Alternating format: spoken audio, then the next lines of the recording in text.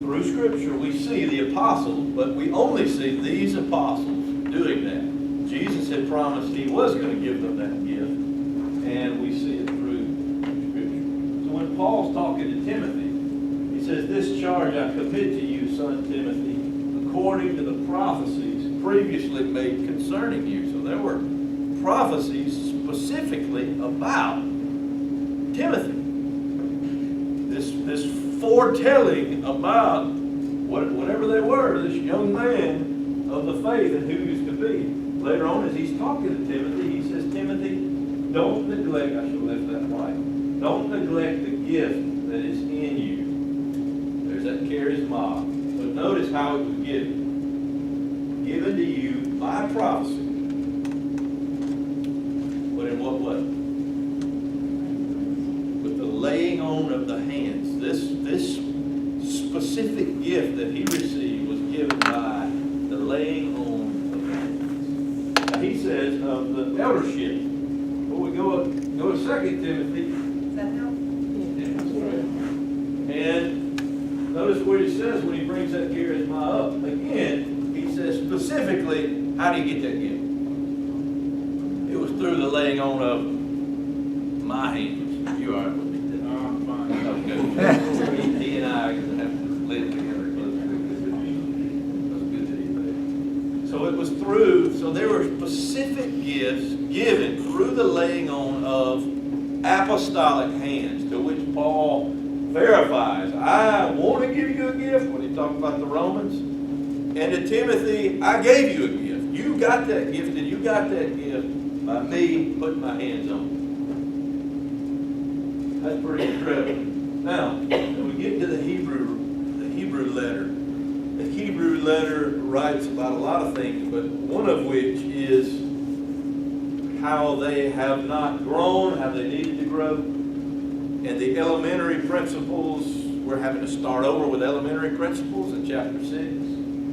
And of those elementary principles, guess what one of the elementary principles is? That of the laying on of hands. How many of you call that an elementary principle? But it was a doctrine that they understood and they recognized. And as he lists that, Hebrews 6, all those things, repentance from dead works, yeah, that one's in there. Faith toward God, that one's in there. And then he says the doctrine of baptism, and then the laying on of hands, and then the resurrection and eternal judgment. He lists 6 of them. The other 5, I'd say pretty elementary, but laying on of hands, for us, it's a little different. I'll give you one example. In Acts chapter 19, Paul gets to Ephesus. He runs into some disciples of John. They hadn't heard about the baptism of Jesus. They hadn't heard about that. Paul lays his hands on them, and when he does, guess what happens? They then speak in tongues. They prophesy. So what am I saying? I'm saying there are some just really special gifts that my conviction were for a time and were for a purpose. Also, I wouldn't have to guess about that gift. You started prophesying, they do it. Folks around it do it. You start speaking in tongues, we're going to know it. If you got a gift of healing, I'm going to know that about Joe. Oh, that boy's got, these are things that anybody could see and know. So we don't have to talk about those. Those are easy. If he's doing that, then I'm going to see it and I'm going to know it's going to stand out. Don't you think, Coach Ray? All those will stand out. And in fact, every time that happened, you would see the crowd. Whoa. And in fact, Simon the sorcerer, when that happened back in Acts 8, he wanted to buy it. I want that gift that you got. I want to be able to put my hands on people and give them that gift. And what Peter tell him? Do what? Your money perish with you. That's right. Your money perish with you. Of all things. And he said, you better repent. Perhaps the Lord will forgive you that. I always thought that was interesting. Perhaps. Check the airflow.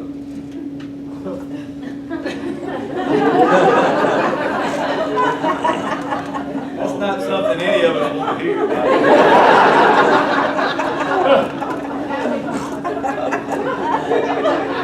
hot? It's all right. All right, so what are we left with? All right? If we pull out a lot of those just standalone gifts that we have, that dude's speaking in tongues and he's healing people, things that are obvious. If we pull all those out, okay, what are we left with? Well, I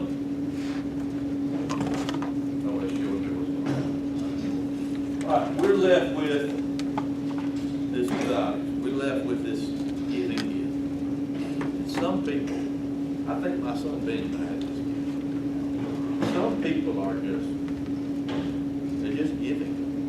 You know, I know his natural tendency is that. Now, whether the Lord embellishes that later, which I hope he does, we'll see. But his natural tendency right now is that he is just a giving kid. You know, he had $20 or something Mama gave him, and he was talking about things the other day. He said, "Daddy, I want to give this to the Lord." You give all of it? Yes, sir. Okay. I'm not going to stop you. The worst thing I can say was, "Sorry, about this." You can't outgive the Lord. That's what I always tell you. Just go for it, buddy. But there are some people that are just, this is their gift. They can give. Some people want to give you stuff. They want to pay for your meal, you know, and us on the other side. No, I got that. They want to be given. We have this gift of exhortation or encouragement. Who had that gift? Barnabas. We talked about that in chapel, you know, a few months or whatever it was back. He had this gift. This was his gift. This parakaleo, this idea of coming close and calling forth. That's what that is. That's what it literally means. You take those two words, it's coming close and calling forth. Some people just have that gift of just coming close to people and encouraging their heart, you know, and just really bringing out the best in them. And that's moving to go through Scripture and just see Barnabas' gift. You know, Fred came to me after that, and he was just, I think this is my gift, you know, just that. I mean, it's so impressive to see the influence that encourager has in people. And then, of course, this gift of teaching. Some people have that gift of being able to take knowledge and take information and break that information down, and I'm gonna use this word because this is what the Greek literally means in terms of teaching. It means calls to learn. Not everybody's a teacher. It literally means you're a person that can cause people to learn. Doesn't mean I'm just throwing out a bunch of stuff. You cause people to learn. That's impressive. And that's a gift that the Lord gives, that you can cause people to learn. Not just stand up and recite facts, but cause people to learn. Service. You know, I think about Bruce a lot of times. I think, I may be an off-key kid, you can tell me, but I think he's got that gift. I think a lot of times he's one of those guys that just don't talk about it, just come on, let's get done. And he just gets stuff done quickly.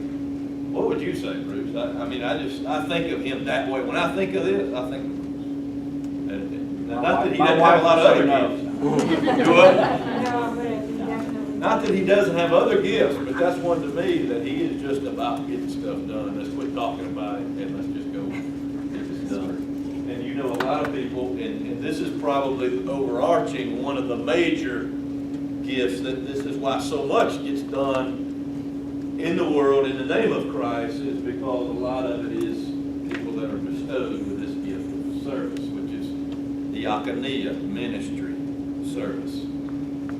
You see this concept used in Acts chapter 6. You remember that the apostles were teaching the word, they were spreading the word, and this problem came up where the Grecian widows were being left out of the food distribution. They were going to all the more Jewish widows and take care of them, but the Grecian widows were not being taken care of. And so what they do? This is where we see this word used. They picked 7 men to go, and those men then performed this service so the others could give themselves, as the Bible says, to the word and the prayer. And so that shows us kind of this distinction. There are some people that it's just about getting out there and getting this busy work stuff done. And we'll see kids that are that way. I love it when I'm doing baseball work. I don't have to worry because some of those kids, they're going to have this. And they're just going to show up for the game. They're going to show up when they're coach. What can I do there? Hey, go dig this up or go, and I just appreciate the Lord gives those gifts. But they're going to show up. You know they have that gift.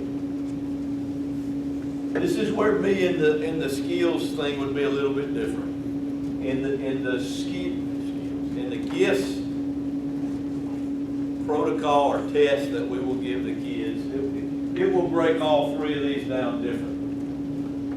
Okay, so it'll say more along the lines of this guy's good at organizing and getting stuff done, but it may not be as spiritual.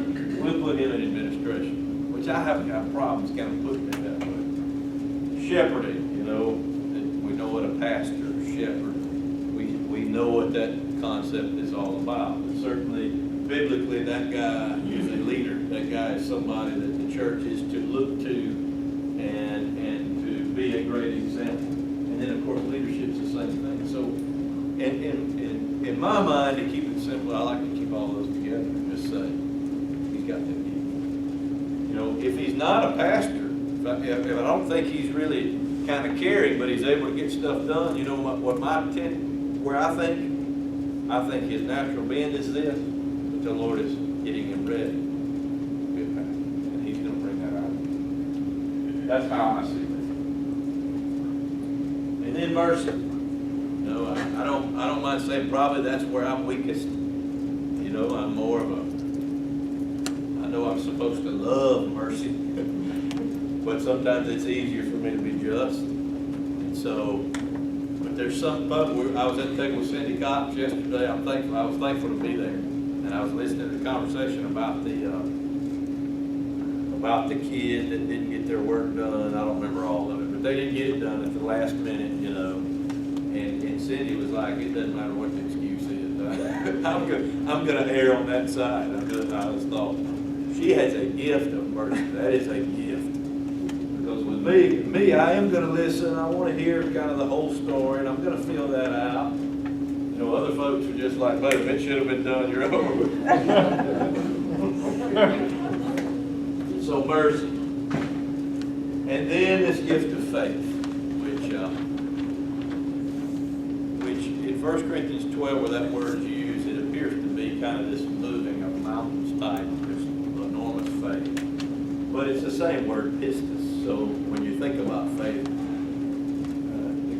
the gift of faith is something we're all convicted. Some people do have more.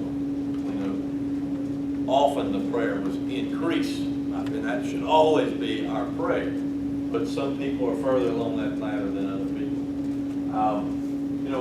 When I did this spiritual inventory and I went through to give the test, I really didn't know where mine would stand out.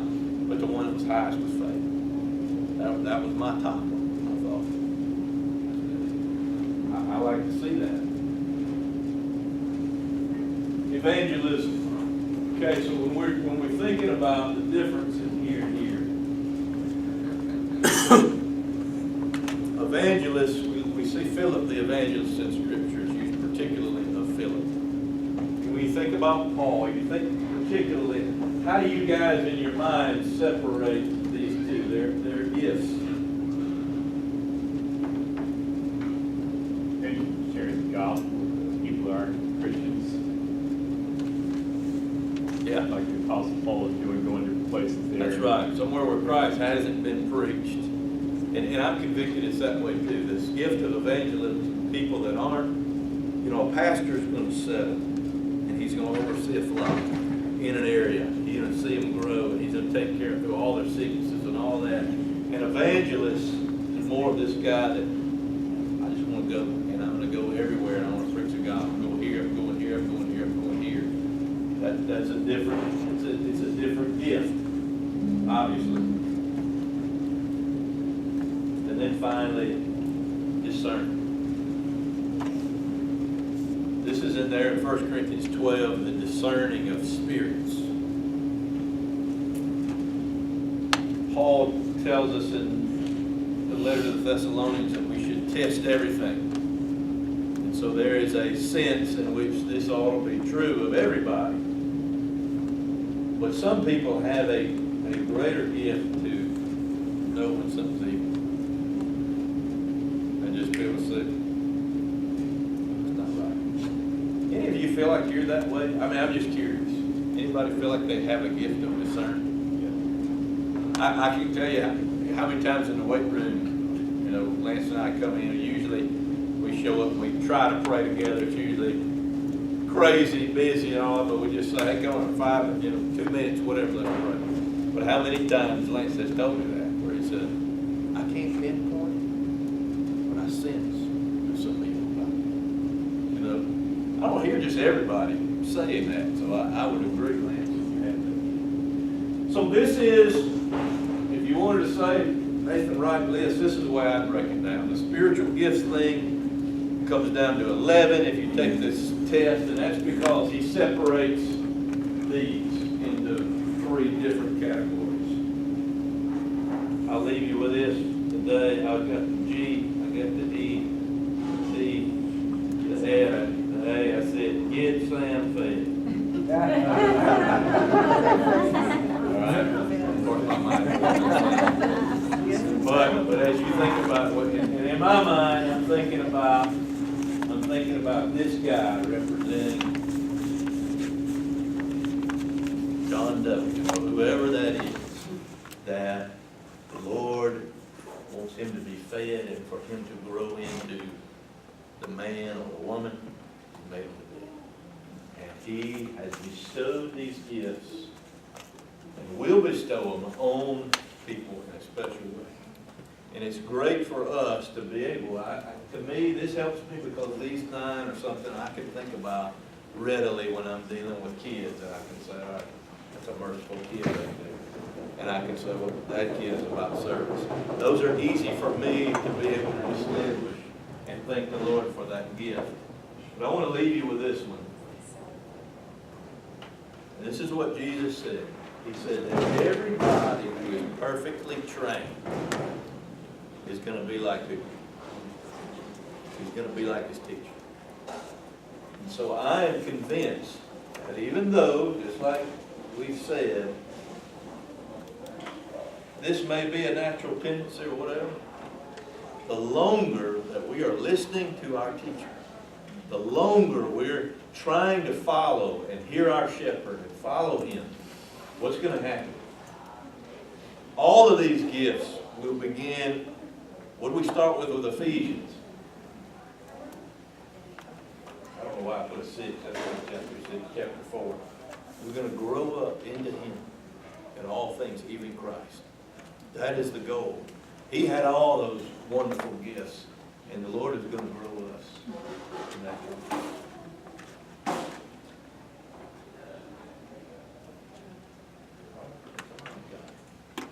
I'm going to have a prayer.